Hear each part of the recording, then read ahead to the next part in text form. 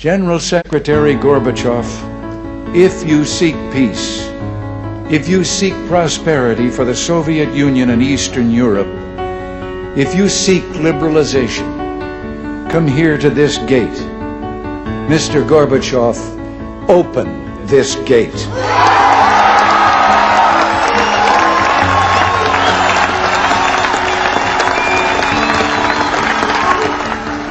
Mr. Gorbachev, tear down this wall. My first job back there was Deputy Secretary of State. Later, I was National Security Advisor, which was the heaviest of duties, and it consisted of primarily keeping up our military guard, and I was in charge of the National Security Council, which included the heads of the Army, Navy, and all military installations, and trying to keep our friends and neighbors on guard for the same dangers. Main goals, Mr. Clark, were to attempt to get a level of peace and prosperity in our country, and to protect against the dangers to our country's security, which were facing us at the time and still face us to a high degree. And that was the security of the country. President Reagan was always interested in his employees' attitude on right versus wrong. Again, peace through strength.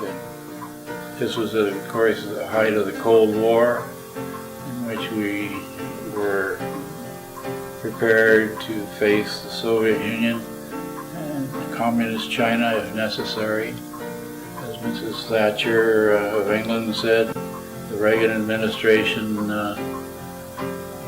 did this work without having to fire a shot in anger. President Reagan was a very spiritual person, as you know, and was very tolerant toward every religion, even those that confronted us as out of orbit of what we were doing. He prayed frequently himself and expected us to stay in a state of grace and to give full attention to our spiritual lives.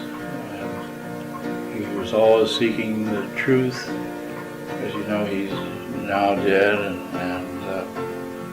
but he understood the difference between right and wrong, and expected his cabinet to be that way too. God was our guide, very much believed that, worked according to that, and expected us to be the same way. The chapel I designed with my wife Joan, and we collected things from all across the world, different countries that were surplus and could be used in our design of the chapel. And I wanted to leave something behind, meaning after my death there would be some spiritual element to leave to my children.